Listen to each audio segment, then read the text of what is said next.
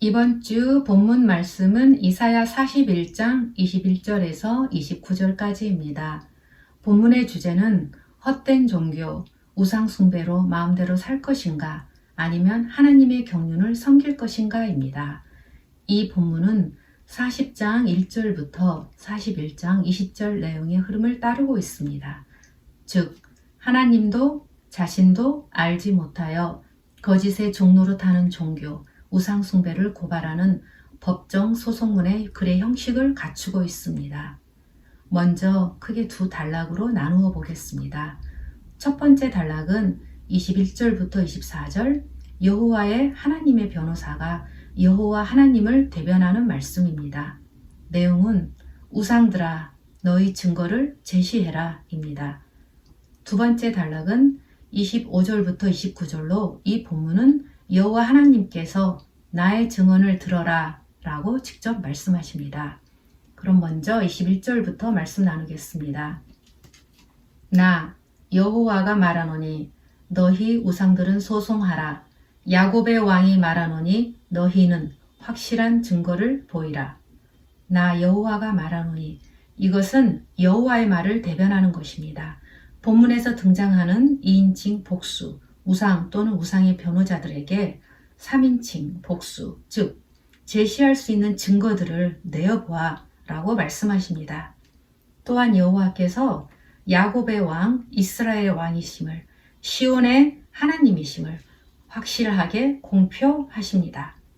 지난주 본문의 40장 10절에서 11절 말씀, 보라, 주 여호와께서 장차 강한 자로 임하실 것이요 친히 그의 팔로 다스릴 것이라는 강한 선포입니다.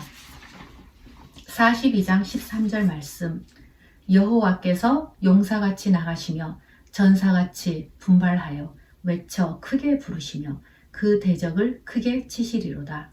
즉 우상들아 증거를 보여봐, 역사적 실제를 보여봐 라는 말씀입니다.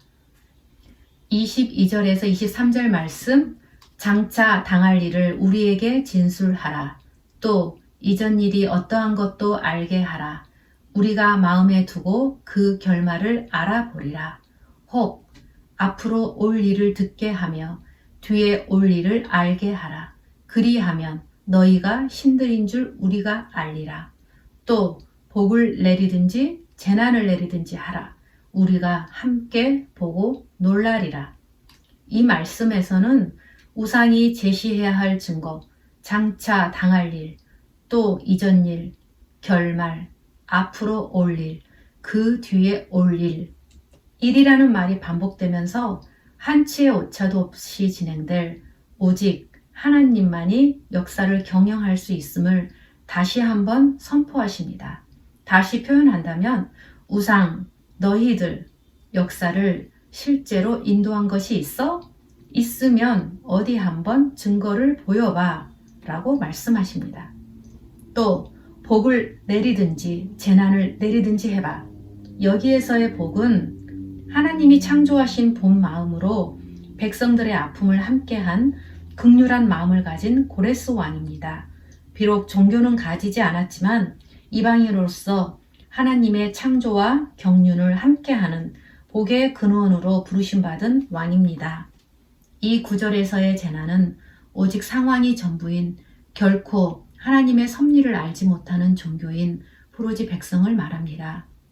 고레스와 긍휼 없는 종교인 즉 포로지 백성, 유다 멸망 후 이 두 가지 다른 삶의 모습이 정말 비교됩니다. 부르심받은 제국의 왕과 비참한 포로의 자리, 두 가지 모두 하나님의 경륜 속에서 허락된 자리입니다.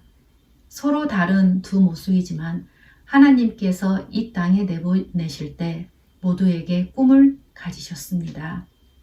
22절, 23절은 우상들에게 이루어질 모든 일들이 점쟁이 예언이 아니라 하나님께서 이루신 역사의 모든 경영이라는 것을 말씀하고 있습니다.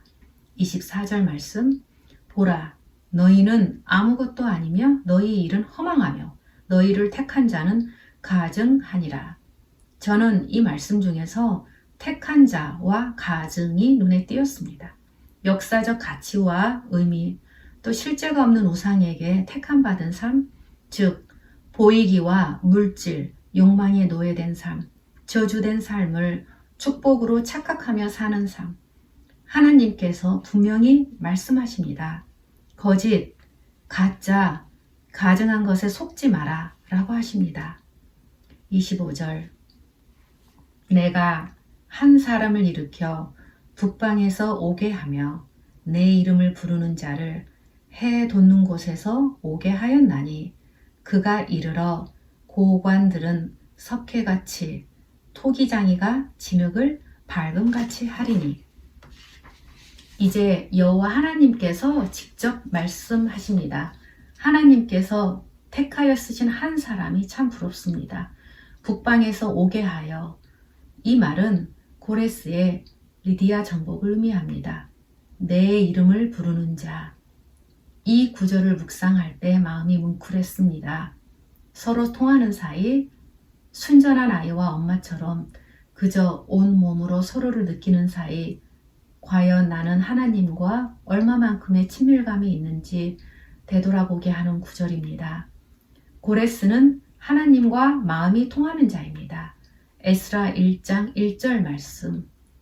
고레스 원년에 하나님께서 고레스의 마음을 감동시키심에 저는 주마음 기도 두 번째 오직 나보다 남을 낮게 여기고 나만이 아니라 다른 이를 배려하여 하나 되게 하소서 이 기도가 떠올랐습니다.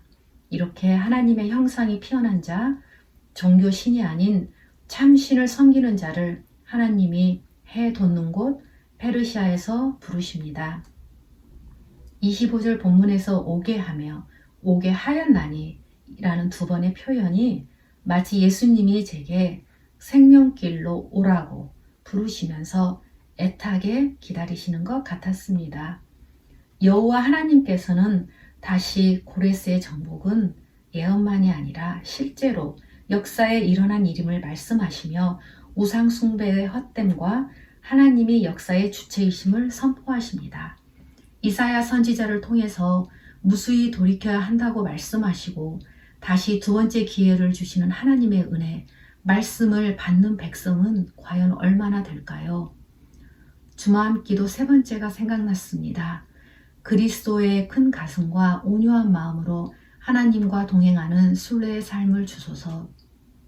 26절 말씀. 누가 처음부터 이 일을 알게 하여 우리가 알았느냐? 누가 이전부터 알게 하여 우리가 옳다고 말하게 하였느냐? 알게 하는 자도 없고 들려주는 자도 없고 너희 말을 듣는 자도 없도다. 우상과는 절대 비교 불가능한 역사의 주관자 하나님은 선지자를 통해서 말씀을 알게 하려고 들려주려고 하였으나 그 말을 듣지 않았습니다. 아버지를 알지 못하고 불순종한 쉐마하지 않는 유다는 멸망할 것이며 70년 포로 생활할 것이라 이미 예언하셨습니다. 다시 한번 오직 하나님만이 역사의 주관자이심을 선포하십니다. 그리고 우상에게 너희는 당연히 알게 할 수도 들려줄 수도 없어 라고 말씀하십니다. 27절 말씀. 내가 비로소 시온에게 너희는 이제 그들을 보라 하였노라. 내가 기쁜 소식을 전할 자를 예루살렘에 주리라. 고레스를 통해서 이스라엘 백성이 포로지에서 돌아올 것이라 말씀하십니다. 엄청난 선물, 기쁜 소식을 준비하는 하나님, 고레스를 부르실 때 너무너무 기쁘고 행복하셨을 것 같아요. 이스라엘이 회복되어서 다시 아버지와 자녀의 친밀한 관계를 맺는 것을 아버지는 얼마나 원하셨겠어요. 41장 8절에서 9절 말씀.